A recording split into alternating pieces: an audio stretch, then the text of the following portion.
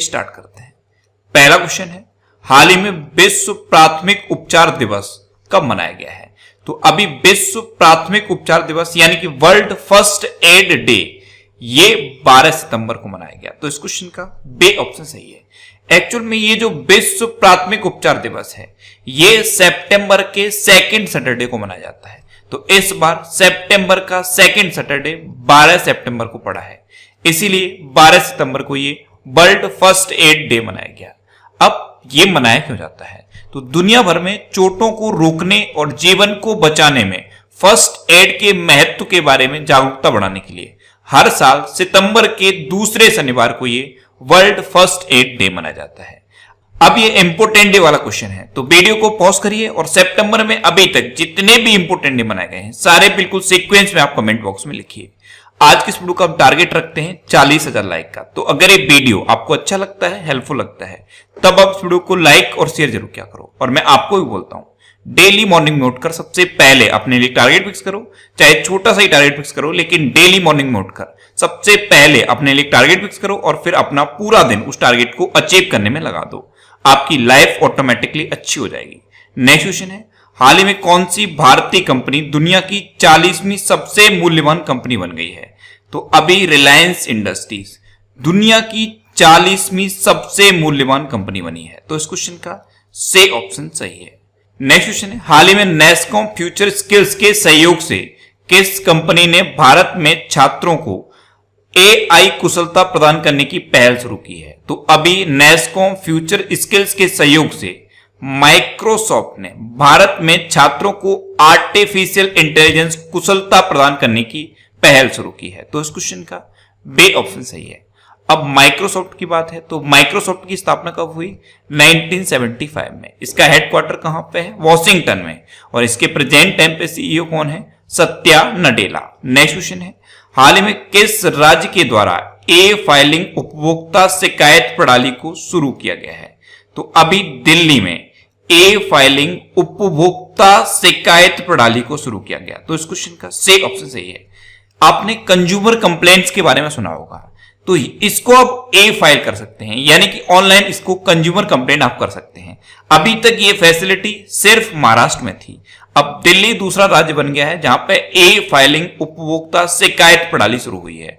आप घर बैठे इसको फाइल कर सकते हैं। अब दिल्ली में शुरू हुई है, तो दिल्ली में 5T प्लान भी शुरू हुआ था, ऑपरेशन शील्ड भी शुरू हुआ था, और इंडिया का पहला EV चार्जिंग प्लाजा भी दिल्ली में शुरू हुआ है, और दिल्ली में भारत का पहला प्लाज्मा बैंक खोला गया। अच्छा, दिल्ली भारत की कैपिटल कैसे बनी, ये क्वेश्चन पूछा जाता है।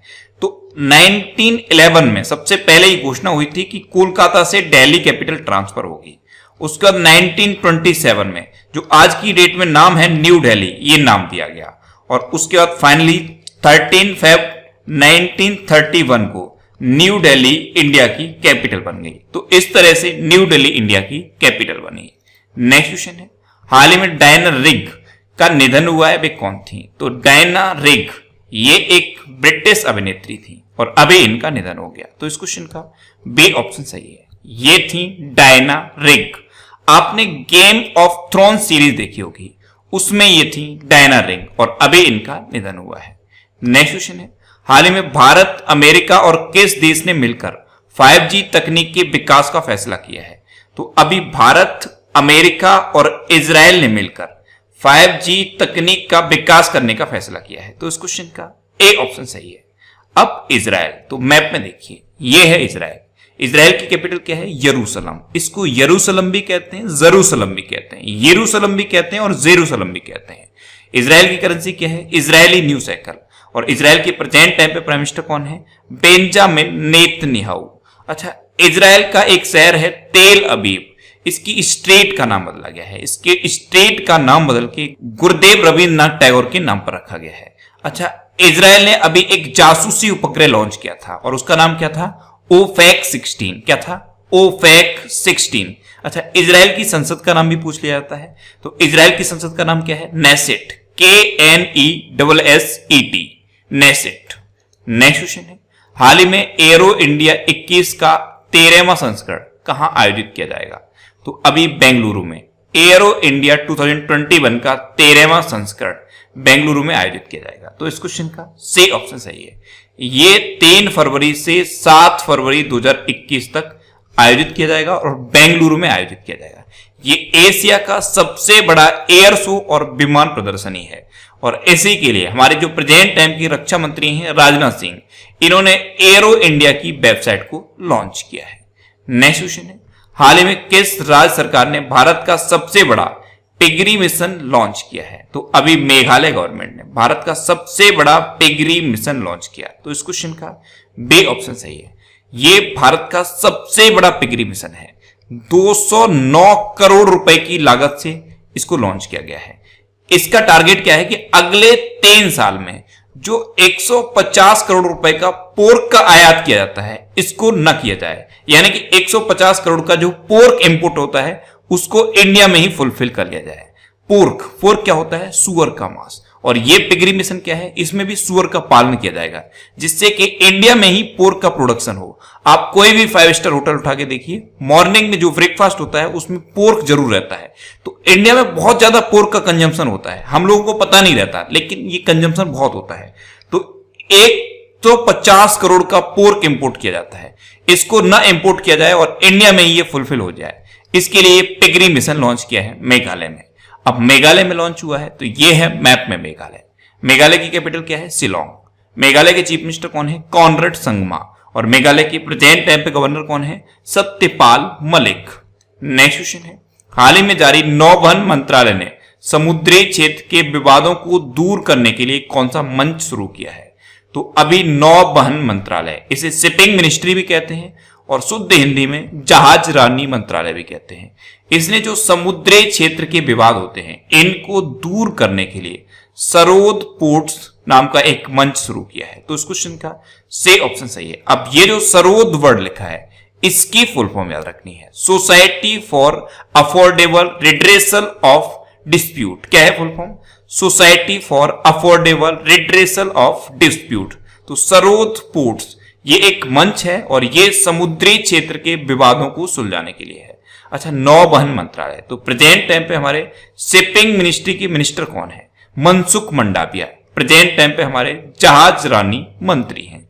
नेक्स्ट क्वेश्चन है, हाल ही में किसे वुशु विश्व चैंपियनशिप 2019 में गोल्ड मेडल प्रदान किया गया है?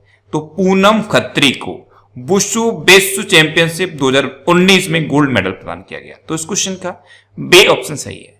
ये है पूनम खत्री और इन्हीं को वुशु विश्व चैंपियनशिप 2019 में गोल्ड मेडल प्रदान किया गया है। अच्छा, वुशु क्या होता है? वुशु एक तरह की मार्शल आर्ट होती है। नेक्स्ट क्वेश्चन है, हाल ही में मूडीज ने वित्त वर्ष 2021 में भारत के जीडीपी कितने प्रतिशत रहने का अनुमान लगाया है? तो मूडीज ने फाइनेंस ईयर 2021 में भारत की जीडीपी -11.5% रहने का अनुमान लगाया। तो इस क्वेश्चन का सही ऑप्शन सही है।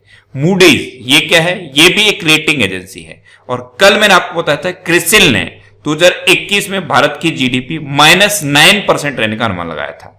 तो क्रिसिल भी रेटिंग एजेंसी है, उसने -9% रहने का अनुमान लगाया और अब मूडीज ने -11.5% रहने का अनुमान लगाया है।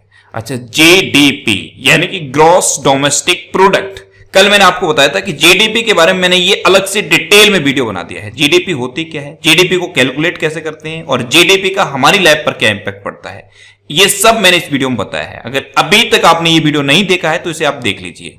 नीचे डिस्क्रिप्शन में जीडीपी वीडियो करके एक लिंक दिया हुआ है, उस लिंक पर क्लिक करके आप इसे देख सकते हो। नेक्स्ट क्वेश्चन है, हाल ही में सुप्रीम कोर्ट ने महाराष्ट्र में नौकरियों और शैक्षणिक संस्थानों में किस समुदाय के आरक्षण को रोक लगा दी है? तो अभी महाराष्ट्र में सरकारी नौकरियों और शैक्षणिक संस्थाओं में मराठाओं को 16% आरक्षण दिया जाता था, इस पर सुप्रीम कोर्ट ने रोक लगा दी। तो इस क्वेश्चन का बी ऑप्शन सही है। एक्चुअल में लास्ट टाइम पे जब देवेंद्र फडणवीस की सरकार थी तो उन्होंने मराठाओं को 16% आरक्षण दिया और इसी पर केस चल रहा था और इसी केस की वजह से अब सुप्रीम कोर्ट ने मराठाओं को ये जो आरक्षण दिया जाता था इस पर रोक लगा दी है। अब महाराष्ट्र की बात है तो ये है मैप में महाराष्ट्र। महाराष्ट्र की कैपिटल क्या है? मुंबई। महाराष्ट्र के चीफ मिनिस्टर कौन है? उद्धव ठाकरे। और महाराष्ट्र के गवर्नर कौन है? भगत सिंह कोश्यारी। अच्छा, महाराष्ट्र का जो बॉम्बे हाईकोर्ट है इसके चीफ जस्टिस हैं दीपंकर दत्ता। महाराष्ट्र में संजय गांधी नेशनल पार्क है, गुगमल नेशनल पार्क है और नब्बेगांव नेशनल पार्क है। महाराष्ट्र की हिस्ट्री पर बेस्ड एक ये बुक लिखी गई थी, Shivaji in South Block the unwritten history of a proud people. इसको लिखा था जर्नलिस्ट गिरीश कुबेर ने। अभी मुफ्त स्वास्थ्य बीमा प्रदान करने वाला भारत का पहला राज्य बना था महाराष्ट्र। अच्छा, महाराष्ट्र में प्रोजेक्ट प्लेटिना भी शुरू हुआ है। प्रोजेक्ट प्लेटिना ये महाराष्ट्र में शुरू हुआ। नेक्स्ट क्वेश्चन है, हाल ही में 9 सितंबर 2020 को किस विश्वविद्यालय ने अपने 100 वर्ष पूरे किए हैं? तो 9 सितंबर 2020 को एएमयू ने अपने 100 वर्ष पूरे कर लिए हैं। तो इस क्वेश्चन का सही ऑप्शन सही है। एक्चुअल में एएमयू की स्थापना हुई थी 9 सितंबर 1920 को, इसीलिए इस बार यानी कि 2020 में 9 सितंबर को एएमयू ने अपनी स्थापना के 100 वर्ष पूरे कर लिए हैं। नेक्स्ट क्वेश्चन है, हाल ही में भारत सरकार ने बैंक उधारकर्ताओं को राहत देने के लिए किसकी अध्यक्षता में समिति गठित की है?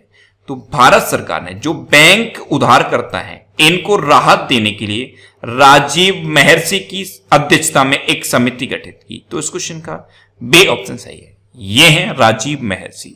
ये भारत के पहले सीएजी रहे थे।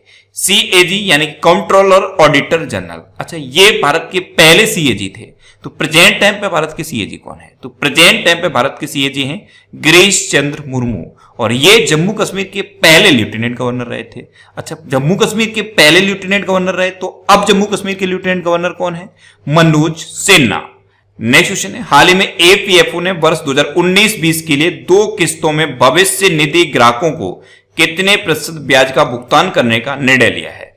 तो एपीएफओ यानी कि एम्प्लॉय प्रोविडेंट फंड ऑर्गेनाइजेशन, इसने वर्ष 2019-20 के लिए 2 किस्तों में भविष्य निधि ग्राहकों को 8.50% का ब्याज का भुगतान करने का निर्णय लिया है। तो इस क्वेश्चन का सही ऑप्शन सही है। ऐसे गवर्नमेंट एम्प्लॉय जिनका पीएफ कटता है उनको इस बार 2 किस्तों में 8.50% का ब्याज दिया जाएगा। अब लास्ट वीडियो के क्वेश्चन का आंसर।